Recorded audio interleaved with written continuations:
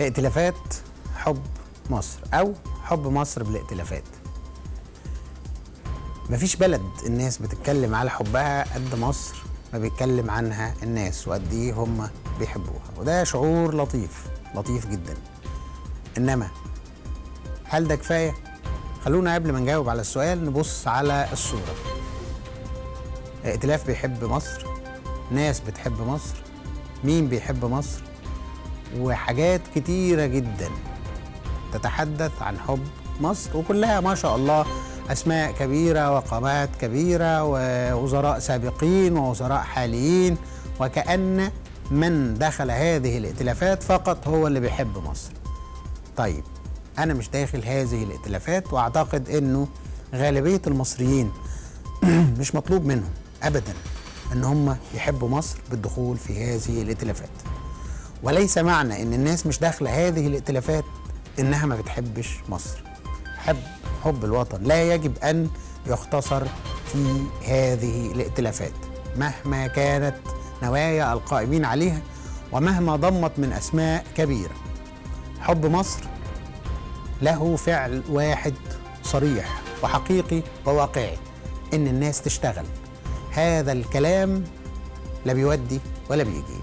هذا الوطن لن يتقدم بكلمات الحب، لا اللي بتتقال في الخطب ولا على شاشات التلفزيون ولا القلوب الحمراء اللي بتتعمل على فيسبوك. هذا الوطن يتقدم بسواعد رجال زي اللي بيحصل بالظبط في مشروع قناة السويس الجديدة. الرجالة دي بتحب مصر بجد، زي الناس اللي بتستشهد على الحدود وفي العمليات اللي بتتم في سيناء. الناس دي بتحب مصر مع انها لا دخلت ائتلافات ولا هتدخل. خلينا ننهي هذه الأزمة. وأنا بقول أزمة ليه؟ لأنه كل مجموعة بنفاجأ، كل أسبوع، كل 5 أيام بيجي لك رسالة على الإيميل، بيجي لك تليفون، بنلاقي أخبار تنشر عن ائتلاف ما بيحب مصر وبيدعو للتبرع. طب ما تتبرعوا انتوا، وبيدعو إن الناس تقف جنب البلد. طب ما تقفوا انتوا. كن قدوة. ده باختصار شديد جدا اللي ممكن يعمله أي حد بيحب هذه البلد. خليك قدوة، انزل اشتغل، اعمل تجربة ولو بسيطة. إنما ما تبقاش التجربة دي إن أنت تعمل ائتلاف وتجيب متحدث إعلامي، ثم تجيب لجنة إعلامية، ثم تاخد مقر، ثم تعمل مقرات في المحافظات دونما أن يكون هذا التشكيل قانوني. هذه الائتلافات مخالفة لصحيح القانون. كل الناس بتحب مصر، إنما مش معنى كده إن احنا نعمل ائتلاف علشان نلم فلوس.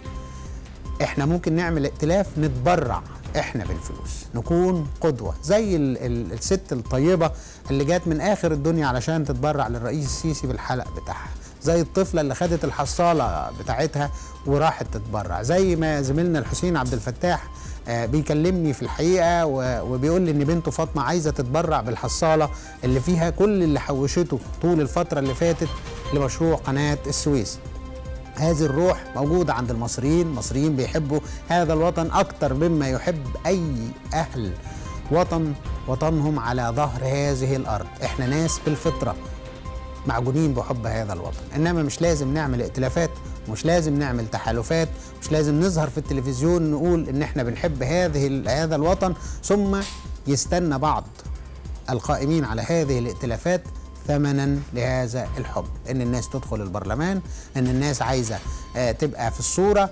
في الحقيقة ده كلام ملوش اي علاقة ابدا بحب هذا الوطن. هذا الوطن اللي بيحبه ينزل يشتغل، حتى مش في المشروعات الكبيرة، ينزل يشتغل في شغله ويؤدي شغله بضمير، ما يضايقش الناس في الشغل، ينهي أي وقائع فساد ممكن يكون هو طرف فيها أو شاهد عليها، إن يبقى مفيش رشوة، إن الناس تاخد خدماتها، إن إحنا ما نركنش العربيات في الشارع، ده حب لهذا الوطن، إن إحنا ما نوسخش الشوارع، ده حب لهذا الوطن، إن إحنا نعلم الولاد في المدارس كويس قوي، ده حب لهذا الوطن. إذا أردتم أن تحبوا الوطن فاعملوا من أجل هذا الوطن، ولا تختصروا حب الوطن في مجرد ائتلافات لا تغني ولا تسمن من جوع، ومجرد شعارات لا تدعم الاقتصاد الوطني بشيء إلا حفلات الكلام.